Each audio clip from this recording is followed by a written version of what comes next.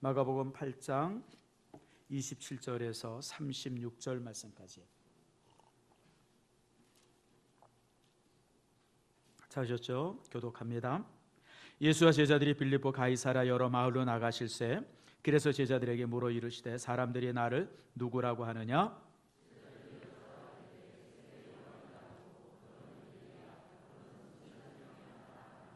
또 물으시되 너희는 나를 누구라 하느냐? 베드로가 대답하여 이르되 주는 그리스도 신이이다 하매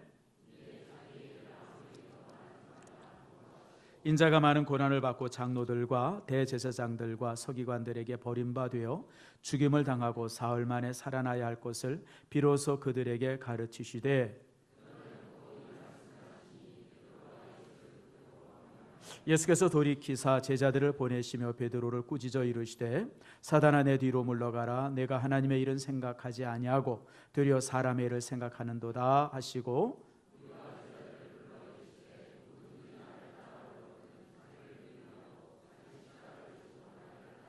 누구든지 자기 목숨을 구원하고자 하면 잃을 것이요 누구든지 나와 복음을 위하여 자기 목숨을 잃으면 구원하리라.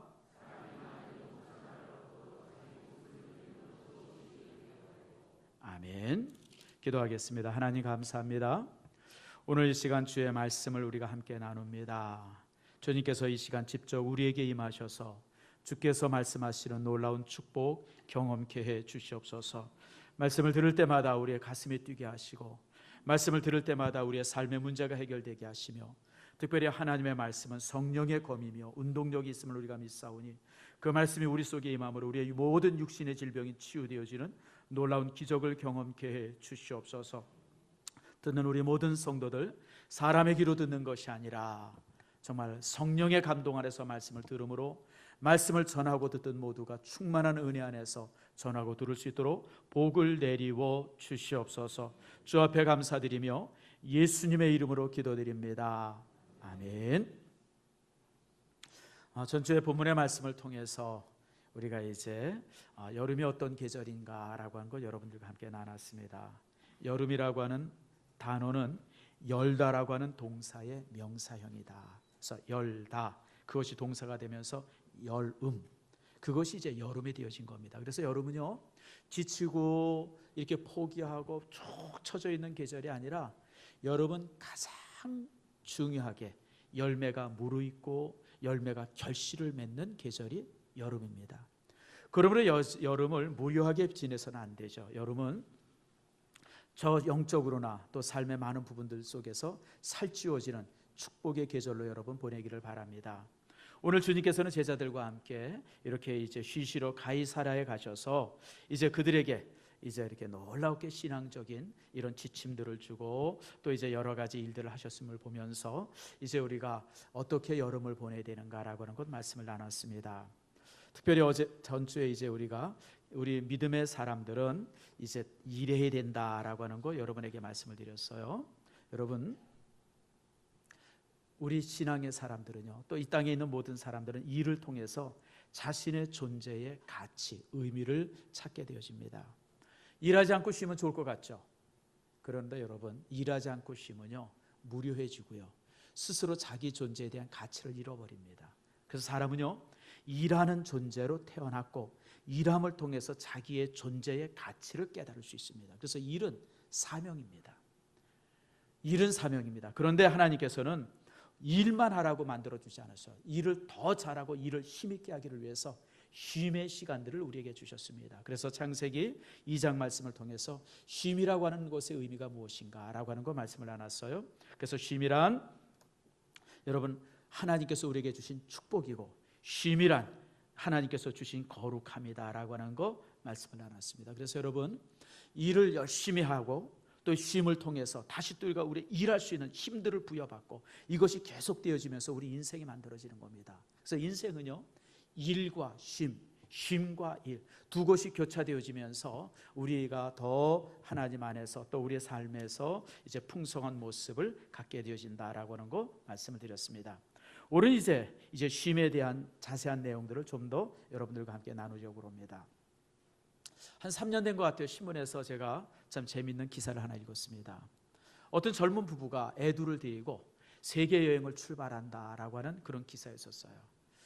근데 이제 세계 여행을 출발하면서 집을 다 팔고 집안 다 정리한 다음에 그냥 그리고 이제 그 돈 가지고 이제 세계 여행을 출발한 겁니다. 한 2년이 걸릴지 3년이 걸릴지 이렇게 기간이 걸릴 거다. 뭐 그런 기사도 같이 읽었어요. 여러분 부럽습니까? 나는 그 기사 읽고 나서 부럽기는커녕 걱정이 많이 되더라고요. 아니 이 사람들 돌아와서 도대체 어떻게 하려고 그러나. 돌아오면 아무것도 없는데 그리고 돌아와서 삶이라고 하는 것이 삶의 그 사이클이 있잖아요. 매일 여행 다니고 이런 데도 구경 다니다가 막상 딱 앉아가지고 공부한다든지 아이들이 학업을 이제 시작한다든지 이럴 때 그게 제대로 되겠나. 여러분 그 유치원 다니는 애들 그 잘막한 아이들이 여행을 다니면서 부모로부터 또 여행지를 배우면 또 얼마나 배운다고. 그래서 사실은 제가 그 여행 출발하는 그 사람들의 기사를 읽고 되게 걱정이 많이 됐어요. 내일도 아닌데 제가 왜 그러냐면 오지랖이 넓어서 그래요. 남의 일도 이렇게 걱정을 많이 해요. 그래서 되게 걱정을 하면서 글쎄 참 이렇게 좀 무리한 것 아닌가 그런 생각을 해봤습니다. 여러분 쉼에 대한 중요한 비밀이 하나 있어요. 우리 예수 믿는 사람이 잊지 말아야 돼. 쉼은 따라합시다. 쉼은 일에서 떠나는 게 아니라 분주함에서 떠나는 것이다. 아세요? 쉼은 일에서 떠나는 게 아니에요. 일하지 않겠다 이게 쉼이 아니에요. 정신없이 분주하고 바쁘고 막 땀 흘리고 막 이런 것에서 그런 것에서 잠깐 떠나는 게 쉼이지. 일에서 완전히 떠나는 건 쉼이 아니에요. 그건 실업자예요. 실업가가 아니고 일을 잃어버린 사람이에요. 그래서 여러분 우리가 분주함에서 떠나는 것이 쉼이라고 하는 거 여러분 기억하세요. 자, 마가복음 6장 31절 말씀 한번 찾아보세요. 그 바로 앞이죠. 마가복음 6장 31절 같이 한번 읽읍시다. 시작. 이르시되 너희는 따로 한적한 곳에 가서 잠깐 쉬어라 하시니 이는 오고 가는 사람이 많아 음식 먹을 겨를도 없음이라. 여러분 주님께서 제자들에게 쉼을 명령하죠. 근데 여기서 중요한 단어가 두 가지가 있어요. 잠깐 쉬어라. 잠깐 쉬어라. 잠깐 쉬는 거예요. 여러분들 우리는 여전히 일을 해야 돼요. 그 일의 분주함 속에서 잠깐 쉬는 거예요. 근데 왜 잠깐 쉬어야 합니까? 오고 가는 사람이 하도 많아서 음식 먹을 겨를도 없었어요. 그냥 너무 바쁘고 너무 분주해가지고 정신이 없는 거예요. 그러니까 잠깐 쉬어라. 잠깐 쉬어라. 여러분 그래서 우리 믿음의 사람들이 쉼에 있어서 중요한 원칙은 일에서 잠깐 쉬는 것이지 일을 손에서 놓는 게 아니에요. 그래서 일터에 가더라도 내가 항상 해야 할 일이 머리에 있어야 돼요. 한국 사람들의 쉼은요, 한국 사람들은 뭐 아니면 도가 돼가지고 그냥 쉰다 그러면 아주 그냥 완전하게 그냥 퍼져버리는 게 있어요. 여러분 그렇게 하는 거 아니에요. 월요병이라는 게 있어요. 여러분 월요일 되면 토요일날 주일날 하도 잘 놀아가지고 월요일날 일이 손에 안 잡힌다 그래요. 얘기를 들어보면 그 전에 어떤 분이 그런 얘기, 차를 살 때 월요일날 출고된 차는 사지 말아라. 가장 고장률이 많다는 거예요. 실제 미국이 그렇답니다. 근데 여러분 그건 인생을 잘 못 산 거예요. 월요일이 가장 활기 있는 날이 되어줘야 돼요. 주일날 토요일날 잘 쉬고 영적으로 충만함을 받아서 월요일날 되면 그 어떤 때보다 힘이 그냥 바짝 들어서 일할 수 있는 날, 그게 월요일이 돼야 그게 진짜 잘 쉬는 사람의 삶이 되어지는 겁니다. 근데 여러분 만약에 월요일 되면 토요일보다 더 피곤하다 그러면 여러분들은 쉼을 지금 잘못 누리고 있는 거예요. 쉼은 회복을 위해서 필요한 것이지 다시 체험을 위해서 필요한 것이 노는 것이 아니다라고 하는 겁니다. 여러분 오늘 본문의 말씀 다시 한번 펴보세요. 이제 마가복음 9장에 보면 변화산의 사건이 있죠. 2절 보게 되면 예수님께서 엿새 후에 이제 베드로와 야고보와 요한을 데리고 이제 높은 산에 올라가셔서 이 높은 산이 어디를 말하냐면 헬몬산을 말합니다. 저번에 성지순례 갔더니 다볼산이 이제 변화산이다 그래가지고 거기다 교회를 막 지어놓고 그런 걸 제가 봤어요. 다볼산은 실질적으로 높이가 한 800m밖에 안 됩니다. 그러니까 높은 산이 아닙니다. 그냥 조금 그냥 산이지. 실제 헬몬산은 높이가 한 3,800 정도 됩니다. 그러니까 항상 꼭대기는 만년설이 있어요. 그러니까 그 높은 산에 이제 제자들을 데리고 올라간 거예요. 거기서 이제 변화산 사건이 일어납니다. 근데 이 변화산 사건이 얼마나 놀라운 사건이에요. 막 영광의 사건 아닙니까? 예수님이 하얗게 빛나는 모습으로 변화되어지고 그리고 하늘에서 엘리야와 모세가 나타나고 그리고 예수님과 서로 대화를 나누는 장면을 봐요. 이게 얼마나 영광의 자리예요. 그러니까 베드로가 뭐라 그래요? 주님 여기에다 천막을 셋 칩시다. 초막셋을 치고 하나는 예수님을 위해서, 하나는 베드로를 위해서, 모세를 위해서, 하나는 엘리야를 위해서 초막 세우치고, 우리는 거기서 봉사하는 자로서 우리 여기 영원히 머뭅시다. 너무 놀라운 영광의 자리니까 그렇게 그냥 진짜 그냥 툭 튀어나온 거예요. 그런데 예수님께서는요, 베드로의 그런 요구에 한마디 대꾸도 하지 않습니다. 그리고 베드로를 그대로 다 제자들을 데리고 산 밑에 내려와요. 산 밑은 어떤 자리예요? 산 밑은 귀신 들린 아이가 쓰러지고 넘어지고 자빠지는 자리예요. 그곳에 데리고 내려옵니다. 여러분, 이 변화사는 사건을 통해서 우리가 가져야 될 중요한 진리가 하나 있어요. 우리의 삶의 현장은 세상이에요. 거기는 사기꾼이 있어요. 도둑놈이 있어요. 날 그냥 잡아먹으려고 하는 사람들이 있어요. 그냥 들들 볶는 사람이 있어요. 그냥 막 멱살 잡는 사람도 있어요. 막 지지고 볶고 싸우고 그냥 약육강식의 땅이에요. 근데 우리가 거해야 할 땅은 바로 그곳이에요, 여러분들. 변화산의 영광의 자리가 우리가 머물러야 할 자리가 아니에요, 여러분들. 거기는 잠깐 있다 가는 자리예요, 여러분들. 다시 말씀드립니다. 우리가 오늘 교회에서 예배드리지만 이 예배 자리는 우리가 잠깐 여기서 있다가 쉬었다가 말씀을 듣고 다시 우리가 영적으로 회복을 받는 자리지, 주님 여기가 좋사오니 신성교회다 텐트 셋을 치고 내가 여기서 영원히 살겠습니다 그러면 그건 잘못된 거예요. 여기는 잠깐 왔다 가는 자리예요. 말씀을 듣는 자리고 예배드리는 자리고 회복을 받는 자리예요. 그리고 우리가 이제 회복되어지면 우리는 다시 어디로 가야 돼요? 저 정신없는 세상 속으로 나가야 되는 거예요. 거기는 상처도 받아요. 상처 주기도 하고요, 사기도 당하기도 하고 막 이런저런 아픔들이 있어요. 그냥 진짜 가고 싶지 않은 장소예요.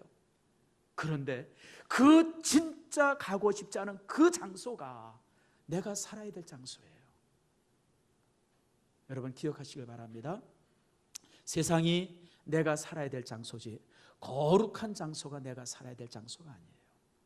오늘 주님께서 변화산의 이 사건 이후에 이제 주님께서 제자들을 데리고 이렇게 이제 내려온 이유가 바로 그래서 그런 겁니다. 그러므로 여러분들 잘 기억하세요. 우리가 휴가를 가거나 어디에 가면 너무 좋아요. 저도 선교지를 가면 가끔 그런 생각을 해요.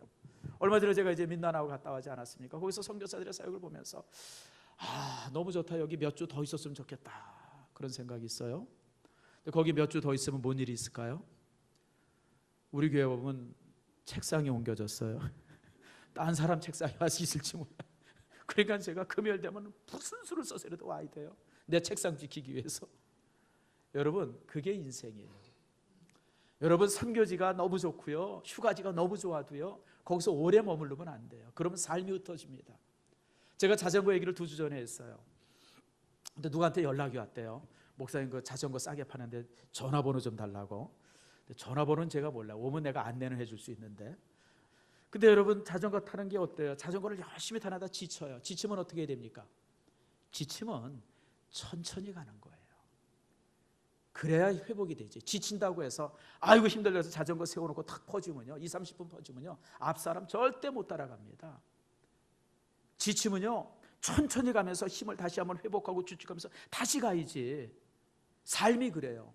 내가 지금 지치고 힘들다 그래서 내 삶을 팍 놔버리면, 사역을 놔버리면 다시 그 삶 속에 뛰어들어가기가 굉장히 어렵습니다. 회복이 어려운 거예요, 회복이. 그래서 여러분 기억하세요. 쉼은 어떻다고요? 어떻게 쉬어야 된다고요? 잠깐. 일에서 떠나는 게 아니라 어디서 떠나는 거예요? 분주함에서 떠나는 거예요. 분주함. 여전히 일은 여전히 있어요. 내가 휴가를 가더라도 내가 가서 뭘 해야 하는지 항상 머리에 있어요, 여러분들. 제가 선교지에 가서도 그래요. 선교지에 가서 일주일 있으면요, 여러분 주일날 설교할 것이 항상 머리에 가득 차 있어요. 뭘 설교해야 되나, 어떻게 설교해야 되나, 또 자료 찾고 또 거기서도 설교 준비를 일주일 내내 해요. 여러분 선교지 간다 그래서 일주일 내내 아무것도 안 하다가 주일날 딱 여기 서게 되어지면 여러분 설교가 되겠어요, 여러분들? 어디에 있든지 일은 여전히 가지고 있는 거예요. 다만 분주함에서 잠깐 떠나는 것이 기독교인의 쉼이에요. 기억하시길 바랍니다. 자, 그렇기 때문에 이 쉼을 통해서 우리는 더 놀라운 이런 어떤 그 이제 충전의 기회로 삼아야 되는 겁니다. 자, 여러분 쉰다고 해서 그냥 일에서 더 떠나고 아무것도 안 하는 것이 아니라 그 쉬는 기간에 다시 한번 내가 충전을 받는 거예요. 제가 전에 한번 여러분들에게 재미있는 얘기 하나 해드렸어요. 나무꾼 얘기입니다. 2 나무꾼이 산에 가서 나무를 했어요. 기억하시죠?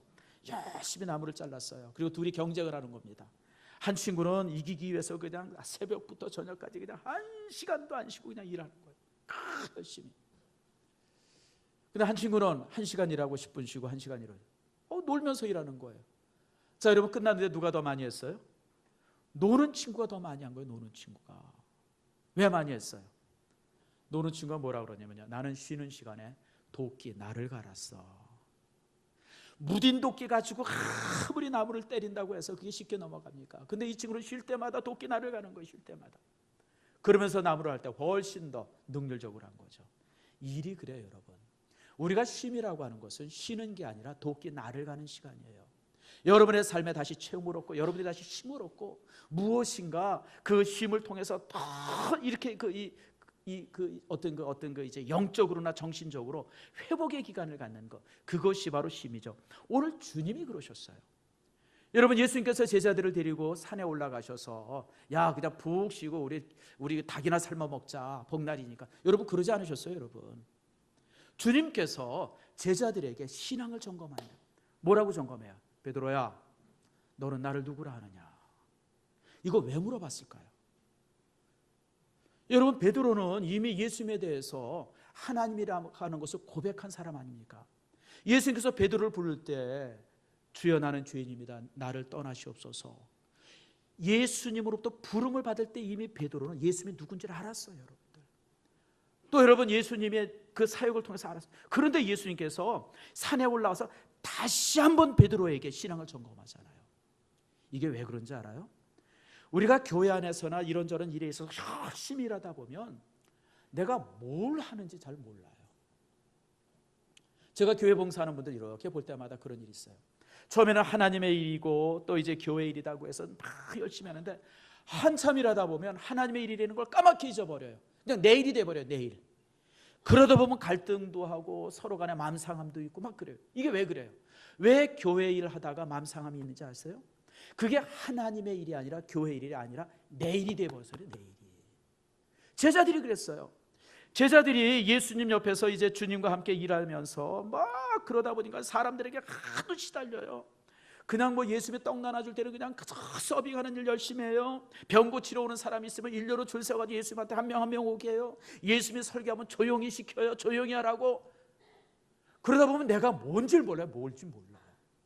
그러니까 예수님께서 가끔가다 산에 데리고 올라가서 너는 나를 누구라고 그러느냐, 제자의 삶이 무엇인 줄 아느냐, 그런 것들을 제자들에게 확인하는 거예요. 성도 여러분, 그렇습니다. 우리가 쉼의 기간 동안에 그냥 노는 시간이 아니라 내가 누군지, 내가 하나님 앞에 어떤 사람인지를 확인받는, 그래서 쉼이 거룩한 거예요, 여러분들. 그래서 쉼이 거룩한 거예요. 쉼이라고 하는 것이 거룩한 이유는 하나님께서 그 쉼의 안식일을 거룩하게 했다고 하는 일은 바로 그 쉼을 통해서 하나님 앞에 내가 어떤 사람인지를 확인받는 거예요. 그러니까 쉼이 거룩한 시간이 되어지는 거예요. 예수님도 마찬가지예요. 여러분, 마가복음 9장에 보면 변화산의 사건이 나오잖아요. 근데 여러분, 너무 뜻밖의 사건이에요. 산에 올라서 예수님이 환하게 변하잖아요. 그 다음에 또 이제 구름 속에서 두 사람이 나타나요. 누구죠? 모세와 또 누구예요? 엘리야예요. 그리고 예수님과 대화를 해요. 아니, 무슨 대화를 했는지 여러분 궁금하잖아요. 저도 사실 되게 궁금해요. 근데 대화를 하세요. 그리고 영광이 사라지죠. 그리고 예수님이 내려오잖아요. 여러분, 예수님께서 변화산에서 무슨 대화를 하셨을까요? 그것이 바로 대화의 내용을 우리가 추정할 수 있어요. 그게 바로 예수님의 고난에 대한 대화였었습니다. 그걸 어떻게 알아요? 예수님의 그 다음 사역을 보면 알 수가 있습니다. 여러분, 예수님이 가이사라 빌립보 사건을 통해서 예수님의 사역의 전반부와 후반부로 딱 나눠집니다. 특징 중에 하나가요, 예수님이 전반부 사역은 기적이 많습니다. 병자 고치고 귀신 쫓아내고 뭐 이런 사역들이 가득 차 있어요. 근데 주님께서 이 변화산 사건 이후에는 기적을 거의 일으키지 않습니다. 그러니까 예수님께서 병자를 고치고 뭐 오병이의 기적하고 그럴 때 사람들이 인산인해로 모였어요. 인산인해로. 그냥 수천 명, 수만 명씩 모였어요. 왜 이렇게 모였는지 아세요? 구경거리가 있잖아요. 구경거리가.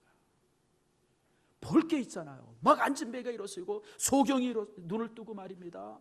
막 이런 사건들, 죽은 사람이 다시 살아나고 이런 사건을 보니까 사람들이 그냥 인산인해 그 구경을 하라고. 근데 이제 예수님께서 이 변화산 사건 이후부터는 기적을 안 일으키세요. 물론 전혀 없는 건 아니었었지만 가끔가다 일으키시고 주님께서 하셨던 사역의 중요 부분이 예루살렘을 향해서 죽으러 올라가는 그런 과정들을 밟습니다. 그러니까 말씀 사역을 하고 주님께서 어떤 그 고난을 얘기하고 아픔을 얘기하고 십자가를 얘기하고 사흘 만에 살아나겠다고 그러고, 그러니까 사람들이 점점 떨어져. 왜냐하면 구경거리가 없으니까 다 떠나는 거예요. 다 떠나. 나중에요 12제자만 남아요. 요한복음에 보니까. 그러니까 예수님께서 베드로를 향해서 그러잖아요. 너희도 나를 떠나려느냐. 다 떠나고 없으니까. 이제 구경거리가 없으니까 사람들이 다 떠나고 없는 거예요. 그러니까 예수님이 너희도 나를 떠나려느냐라고 묻습니다. 그럴 때 베드로가 뭐라 그럽니까? 주여, 생명의 말씀이 주께 계시온데 우리가 어디로 가오리까? 그래서 사실은요, 예수님께서 예루살렘 성에 입성할 때는 사실 주님 주변에 남았던 사람은 12제자 외에는 아무도 없었어요. 여러분, 예수님 스스로도 자신의 사역을 확인받았던 겁니다. 이 쉼의 시간을 통해서, 변화산의 사건을 통해서, 베드로와 그리고 이제 제자들 보는 앞에서, 그리고 이제 요한과 모세와 대화를 하면서 자신의 그 고난과 아픔과 죽음에 관해서 서로 논의를 했고 이야기를 했고, 그리고 자신의 사명을 다시 한번 다짐하면서, 그리고 사역의 방향이 온전히 바뀌어지고 있음을 우리는 말씀을 통해서 볼 수 있습니다. 그래서 여러분 오늘 본문의 말씀 속에서 본 것처럼 쉼이라고 하는 것은 노는 시간이 아니에요. 일에서 다 놓는 것이 아니라 자신의 사명을 다시 한번 확인하고 진짜 도끼에 날을 갈듯이 자신이 가지고 있는 그런 어떤 그 이 일에 대해서 분명한 이런 어떤 그 힘을 추적하는 시간, 이것이 바로 이 쉼의 시간이다라고 하는 거 여러분 기억하시길 바랍니다. 자, 그러면 우리 믿음의 사람들은 어떻게 이제 쉼을 가져야 되느냐라고 하는 거 여러분과 함께 나눕니다. 자, 세 가지를 제가 여러분에게 말씀드리겠어요. 첫 번째 쉼은요, 영적이거나 또 마음이나 육신의 어떤 그 이 재충전을 위해서 여러분 휴식의 시간들을 꼭 갖고 장소를 갖기를 바랍니다. 믿음의 사람들의 어떤 휴가의 장소는 정신없는 곳이 아니에요. 유원지나 뭐 그냥 사람들 바글바글한데 그런 데 가지 마세요. 가끔 가다 보면 이제 해운대에 무슨 100만 명이 모였다고 신문에 그냥 이렇게 여름마다 한 잔 나오는 장면이 있어요.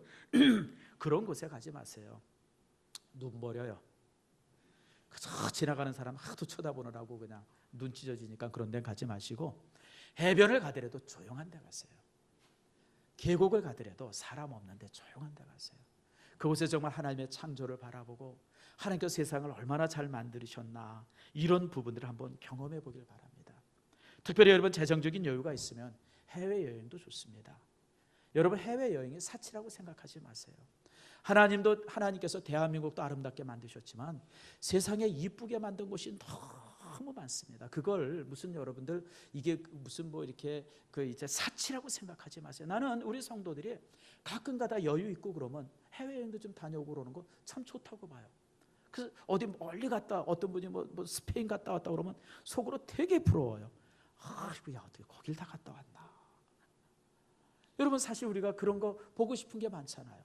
유럽의 어떤 그 문화 유적이라든지 또 이제 세계 유명한 절경들.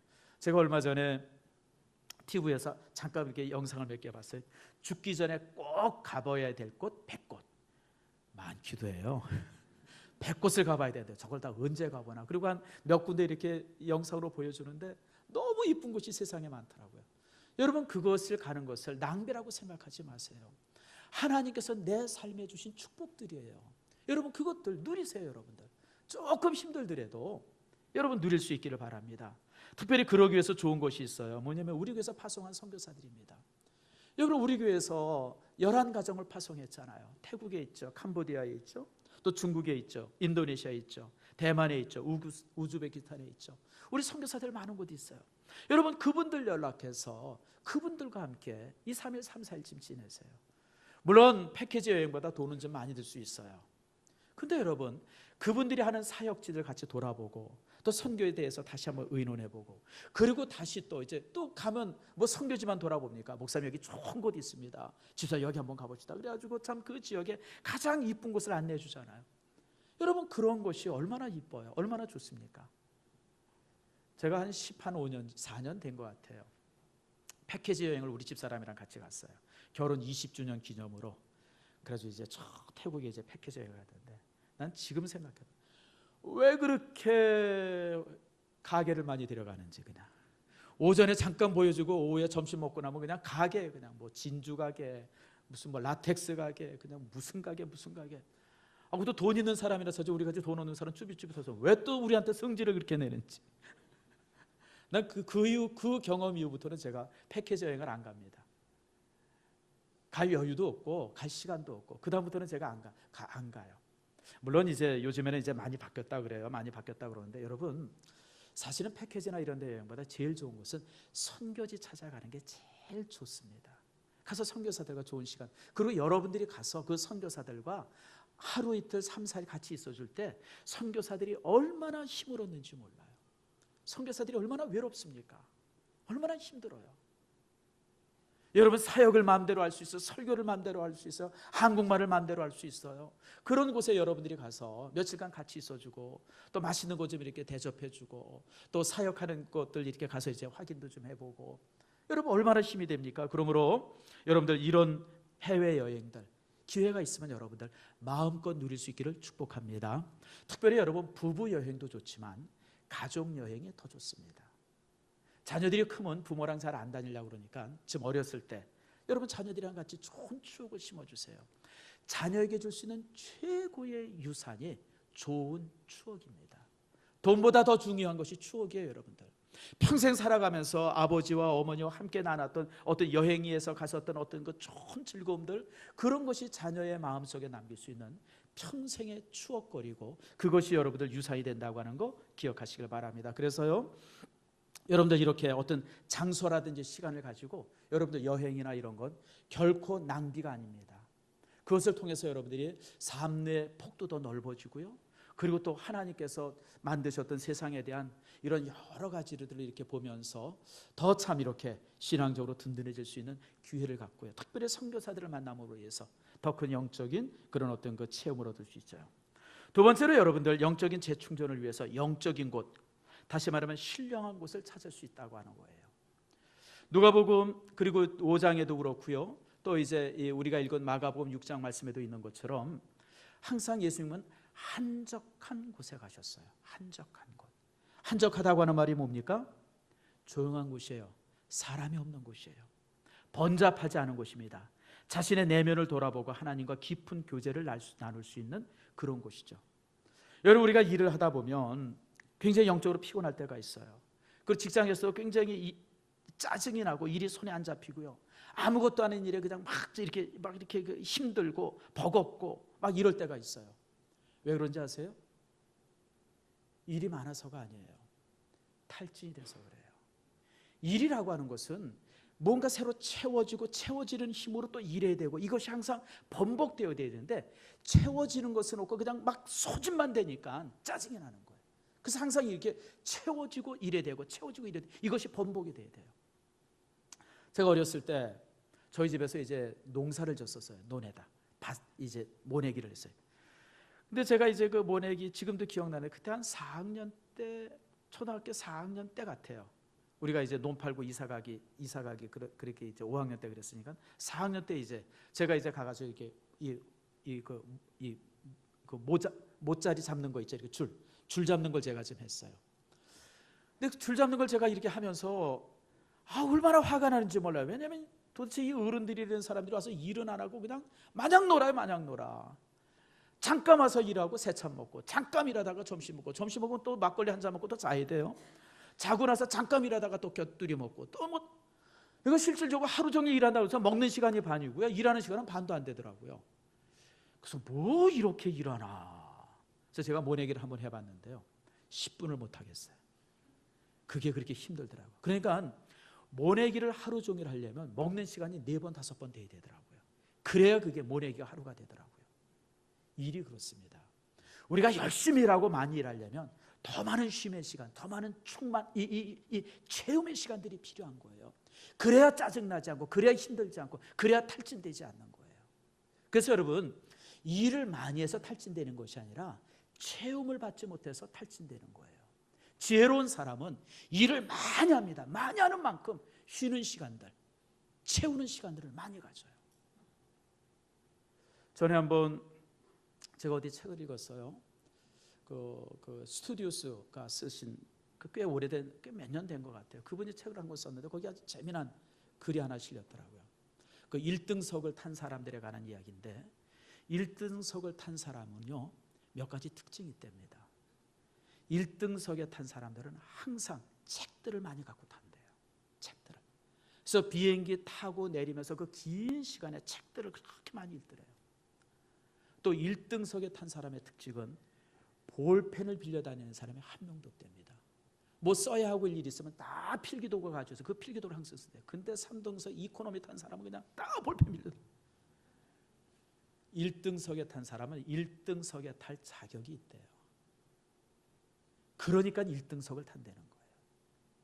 그래서 제가 그 말 듣고 나서부터 제가 비행기 탈 때마다 항상 볼펜 꽂고 다녀요. 3등석 탄 사람처럼 안 보이려고. 여러분 무슨 얘기인지 아세요? 그분들이 그런 시간들을 걸컥 버리지 않아요. 짧은 시간이라도 특별히 책을 못 읽나 보면 역사책이라든지 이런 책들을 참 많이 읽더래요. 그런 책을 읽으면서 비행기 타는 긴 시간 동안에 스스로 체험을 얻는 거예요. 그런 체험을 얻으니까 비행기에 내서 또 열심히 일할 수 있는 것이죠. 여러분 그렇습니다.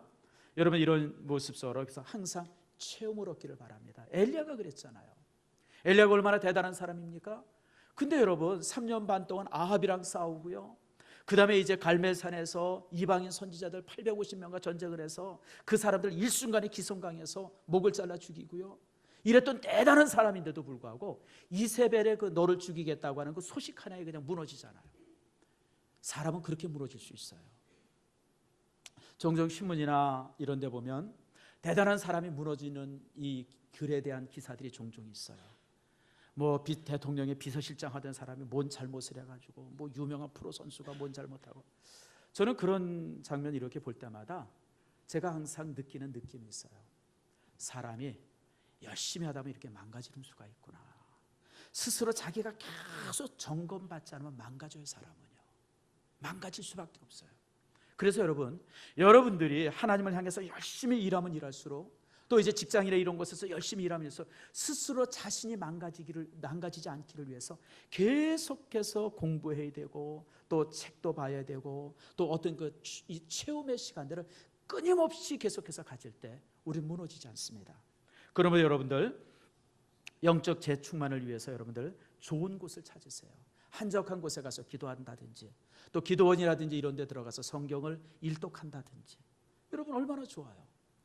이번 한 주간 휴가, 올해 한 주간 휴가 있다 그럴 때 뭐 정신없는 데 가지 마시고 내가 성경 일독해야 되겠다. 그리고 월요일부터 토요일까지요. 성경을 하루에 한 15시간 정도 읽으면요.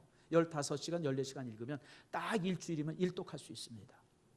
여러분 그런 일독의 시간 한번 가져보세요. 인생에 있어서 얼마나 귀중한 시간들이에요. 마지막으로 한 가지 더 말씀드립니다. 영적 성장을 위해서 다음 세대를 위해서 땀 흘리기 바랍니다. 다음 세대. 예수님의 제자들을 데려가서 다시 한번 확인시키잖아요. 자신의 사명도 확인받지만 제자들에게 너희들은 어떠냐라고 이제 그들의 신앙들을 또 이렇게 하잖아요.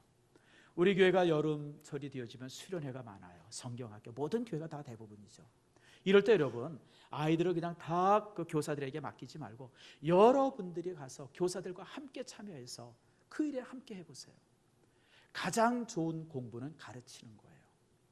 여러분들이 주일학교 교사 아니지만 유치부 교사 아니고 영어부 교사 아니고 중고등부 교사 아니지만 수련회에 좀 참석해 보는 거예요. 내 아이들이 어떻게 훈련받고 있고 어떻게 교육받는가라고 하는 것을 한번 보는 거예요. 여러분들 그런 봄을 통해서 또 내 자신도 회복이 되어줄 수 있죠. 특별히 여러분 성경학교가 이제 앞에 있는데 제가 여러분들에게 부탁을 드립니다. 학원보다 더 중요한 것이 성경학교입니다. 목사님 학원에 등록해서 이번에 성경학교 참여를 못합니다. 난 그런 사람 보면 솔직히 얘기해요. 정말 짜증나요. 뭐 이런 사람이 다 있나. 솔직하게 제가 얘기할게요. 나중에 나한테 그런 얘기하지 마세요. 여러분 말씀 공부보다 여러분 물론 학교 공부 중요하죠. 영어 단어 더 외우는 거 중요하고요. 여러분 그 수학 공식 하나 더 외우는 거 중요하죠. 여러분 그게 제가 나쁘다는 게 아니에요. 근데 여러분 말씀의 공부는 생명의 공부예요. 죽고 사는 공부인데 학교에서나 이런 데서 배우는 공부는 여러분 좋은 대학에 보낼 수 있고 좀 더 월급 많은 곳에 취직을 시켜줄 수는 있어요. 근데 여러분, 신앙의 교육은 생명의 교육이에요. 생명의 교육. 다윗이 솔로몬에게 왕위를 물려줍니다. 왕상 2장입니다. 열왕기상 2장에 보면 치국의 도를, 나라를 어떻게 다스려야 되느냐라고 하는 것을 솔로몬에게 유언을 합니다. 그게 열왕기상 2장에 나옵니다. 여러분 혹시 정관의 치라고 하는 책 읽어보셨어요? 당태종이 쓴 책입니다.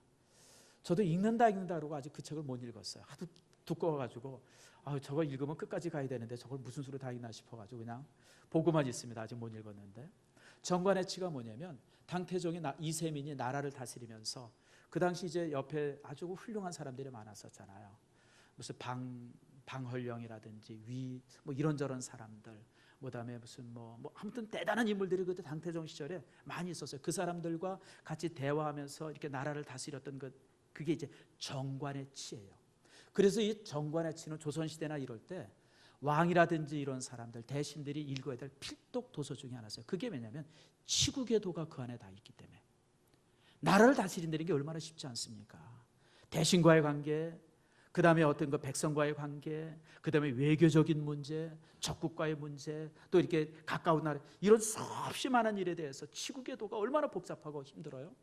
근데 다윗이 솔로몬에게 치국의 도를 얘기합니다. 근데 너무 놀라운 사실은 딱 한마디만 해요. 따라합시다. 하나님의 율법대로 살아라. 그거 한마디예요. 요약하면 열왕기상 2장 3절에 이렇게 말합니다. 내 하나님 여호와의 명령을 지켜 그 길로 행하여 그 법률과 계명과 율례와 증거를 모세의 율법에 기록한 대로 지키라. 그리하면 내가 물은 무엇을 하든지 어디로 가든지 형통할 것이다. 다시 말하면 치국의 도가 딱 한마디 말씀, 하나님의 율법대로 따르고 율법대로 살아라. 그러면 하나님께서 너의 모든 왕위를 견고케 할 것이다. 그게 치국의 도예요. 여러분 자녀들에게 복잡하게 여러분 가르칠 필요 없어요. 여러분들 수없이 많은 거 여러분들이 훈련시킬 필요 없어요. 하나님의 말씀만 하나 제대로 가르쳐 놓으세요. 그러면 그 아이들이 평생 하나님의 말씀 안에서 살게 되어지고 여러분은 걱정하지 않고 염려하지 않아도 돼요. 여러분들 아세요? 유대인들은 아이들을 조기 교육 안 시킵니다. 일찍부터 영어 학원에 보내거나 일찍부터 무슨 수학 학원에 보내지 않습니다. 유대인들은요 가장 어렸을 때부터 공부시키는 것이 율법의 교육입니다. 말씀의 교육 하나만 시킵니다. 근데 그 아이들이 자라서는요, 하나님의 말씀 속에서 자란 아이들이 나중에 성인이 돼가지고는요 가장 뛰어난 사람들, 과학자들, 문학자들. 여러분 미국에 있는 대학에 유대인들이 대학 교수들이 한 60% 정도 된다고 그러죠. 나는 그 통계 보고 깜짝 놀랐어요. 그 미국의 그 유수한 대학의 교수들 중에 제가 정확한 퍼센트를 모르겠어요. 거의 50-60%가 넘어요. 유대인들의 숫자가 그렇게 많다는 거예요. 조기 교육시킨 애들이 아니에요. 여러분들 그저 과외시키고 학원 보낸 애들이 아니에요. 어려서부터 말씀. 그래서 여러분 유대인들은 청소년 문제가 없는 유일한 나라랍니다. 여러분 우리나라가 지금 청소년 문제가 얼마나 무서워요. 그냥 얼마나 심각합니까? 나는 아침에 출근할 때마다 이 애들 이제 학교 가는 걸 보거든요. 요즘 애들 왜 저렇게 치마를 짧게 입고 다녀요? 난 아주 그냥 볼 때마다 그냥 내가 민망해 죽겠어요. 내가 민망해. 저러니 남자애들이 공부를 못하죠. 같은 방에서 이렇게 집어넣으니 남자애들이 여러분 칠판 언제 쳐다보겠어요? 여러분 이게 아무튼 이 남자애들 바보 만드는 나는 그래서 여러분 이제는 그 남자 고등학교 여자 고등학교 좀 나눴으면 좋겠어요. 그래야 남자애들이 공부를 좀 해요. 그러지 않겠어요? 여러분 제가 고등학교 다닐 때만 해도요 남자애들과 여자애들 성적 차이가 평균 5점 이상이 났습니다. 기억하시죠 여러분들? 요즘은 거꾸로 됐어요. 내가 볼 때 이 그 남녀 공학 만들고 이게 같은 반에서 공부시키면서 오는 이 폐단인 것 같아요.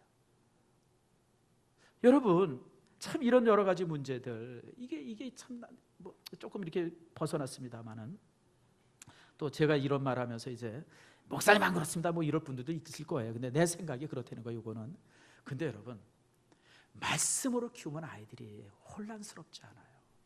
당황하지 않습니다.